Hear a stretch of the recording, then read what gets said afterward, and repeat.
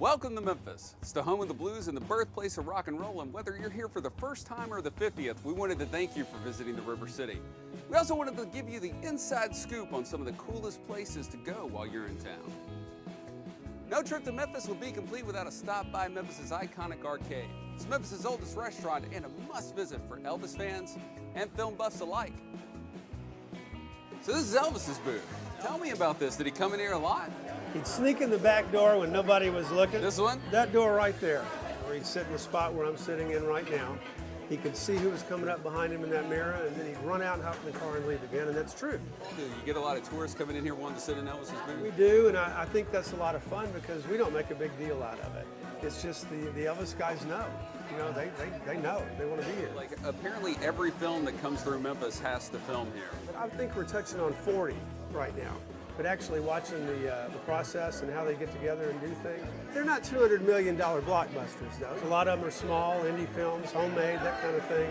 But yeah, it's fun. What do you think about being here in South Main? The arcade's been here in the same spot since 1919. You know, I've grown up here. I worked here since I was a little kid. Haven't been here forever and ever and ever. I think the neatest thing about South Main is we've watched it evolve in the last 10 or 12 years. It's fun to be part of. I guess this has to be Memphis. How could it not be? Been here forever. When the arcade opened in 1919, it was open for 24 hours a day. In fact, they never even locked the front door. That is until April of 1968, when Dr. King was assassinated at the Luray Motel. The National Civil Rights Museum at the Luray Motel looks at Memphis's role during the Civil Rights Movement. It's a place where we can reflect on our past, but also look to the future. The National Civil Rights Museum chronicles the American Civil Rights Movement. We are the place where Dr. King was assassinated April 4th, 1968, but we have turned a site of tremendously great tragedy into an educational triumph.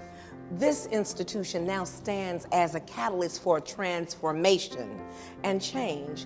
And so when people come here to this site, they get to experience the power of a movement that literally changed the world. It's not just African American history, it's American history. The lessons that were learned in the movement stand to inform us of how we need to move brilliantly into the future, because many people suffered, bled, died, sacrificed, marched, protested, and not just African Americans. There were people of all races, cultures, creeds, religions, ethnicities, genders that were also involved in the march. So if we just think about our past, if we think about the struggle, if we think about the people that joined in that struggle, we will understand that there is an opportunity for all of us to live together, work together, play together, become educated together. And those lessons come from understanding the history. This is the history.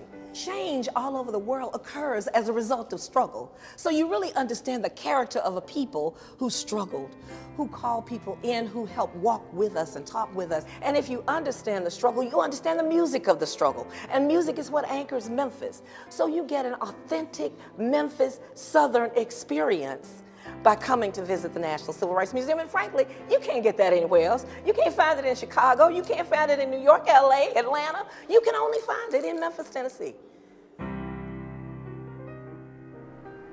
Memphis is a city that's filled with people ready to forge its future. It can be very inspiring. Now that you've got all that creativity flowing, it's a good thing you're in the South Main Arts District.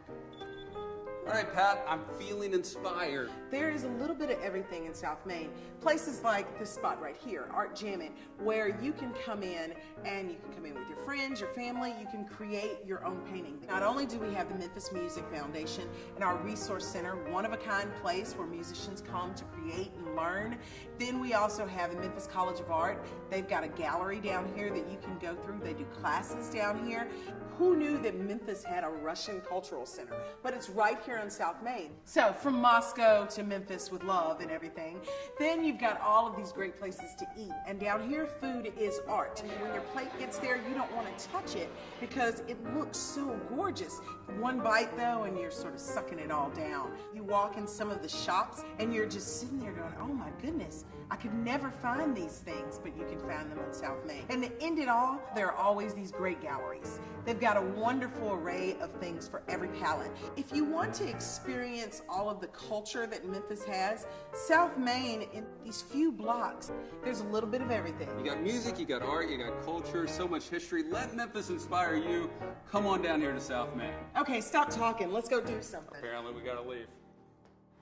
Artisans have been in South Main for decades, but the story of one is so amazing, it takes a gallery to do it justice.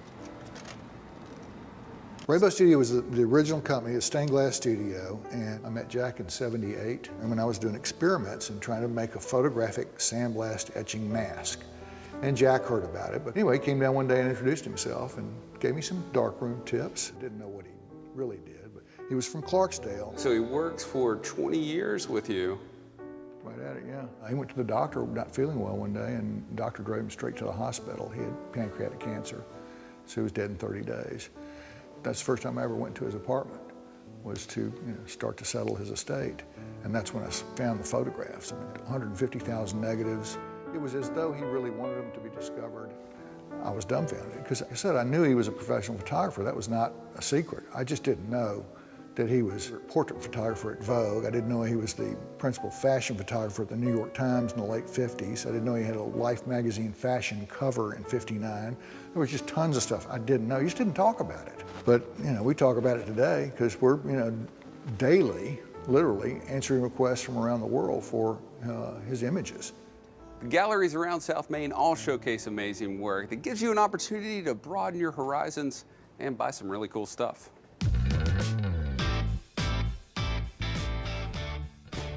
Here in the South Main Arts District, they've got some of the hippest shops around where you're gonna find the most unique gift ever, especially if it's last minute.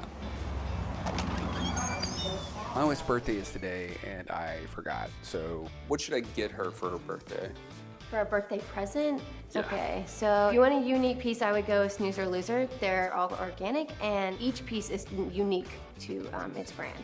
These are our life story charms. So each charm is supposed to be significant to something that happened in your life. So this one would be if you went through Herbie the Love Bug phase, possibly. There's so many shops around, you just gotta kind of pace yourself. I think they have Danish here. You might get a Danish. Yeah, I know you got my wife's size, but do you think I could scale to large, or do you think I should stick with the extra large? Trying to show off your muscles? It's more trying to hide like this general area. Probably extra. I'll take that. Sorry. Jewelry's always a good option. She's so Accessories. picky about jewelry, though. Okay. I'm terrified of picking out jewelry for What her. is she not picky about? Pretty much her mate. With so many unique boutiques, you're sure to find that special someone a gift that's one of a kind. And if you're looking for family fun, there's one more place you'll want to check out. Now, you've been eating some great grub, but you want to take some home with you. Well, I got the problem solved. You just head down to the farmer's market where you can get a laid-back event and a unique taste of Memphis. We have wonderful fresh produce, we have prepared goods, we even have some kitchen and garden artisans. We have live music, kids activities, so bring the whole family. So you can literally come for breakfast, stay and shop, and then have lunch. What would you recommend I put jelly on at the farmer's market? Oh, bread.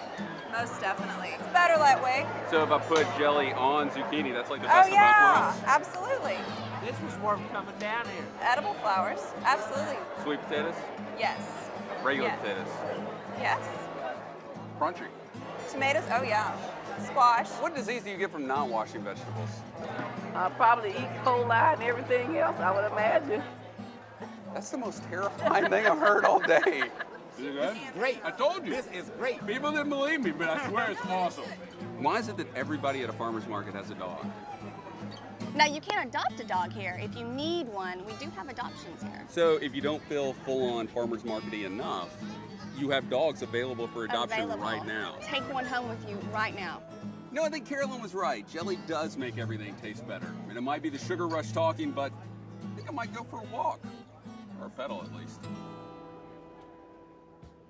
South Main is an area that's teeming with history. In fact, you'll find signs like this everywhere that kind of clue you in on its past.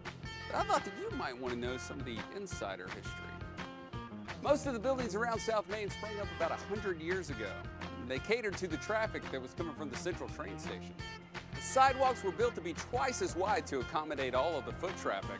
At its peak in the 1920s, there were 90 passenger trains a day coming in and out of Memphis. When it opened in 1939, the Green Beetle sold plate lunches for only 15 cents each. It's the oldest tavern in Memphis, which makes it likely that if your grandfather wanted a beer, he had it here. And here at 409 South Main, the building has a guardian angel looking out for it. Staff doesn't leave much to the imagination, though. And it might be American Apparel now, but back in the 1850s, that site was known as Morris Cemetery. A lot of the bodies were exhumed and moved over to Elmwood Cemetery. But those that couldn't afford it, well, they just moved the headstones. In fact, when they were putting in the building back there, they cleared the site. They found the bodies of 4 kids. Yikes. But don't get the blues, you're here in Memphis, where they've got a jukebox at Ernestine and Hazel's that listens in on your conversation and picks out the perfect song. We'll see you down here on South Main. I think I might have to hit the dance floor. You said Memphis is about music, food, culture, and the Rumba Room combines everything. Music, food, culture, dance, that really embraces every culture. I'm very proud to say that we're the only multicultural dance club in Memphis. And we have something different every night. We actually teach you how to dance, and it's not just salsa. We do Lindy Hop, we do West Coast Swing, we do tango.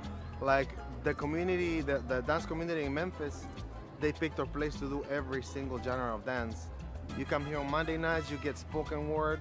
You come on Thursday nights, you get a little hip hop. You come on Friday nights, you get the swing dancing with the Latin music. You come on Saturday nights, you get the real salsa music with a little American music into it.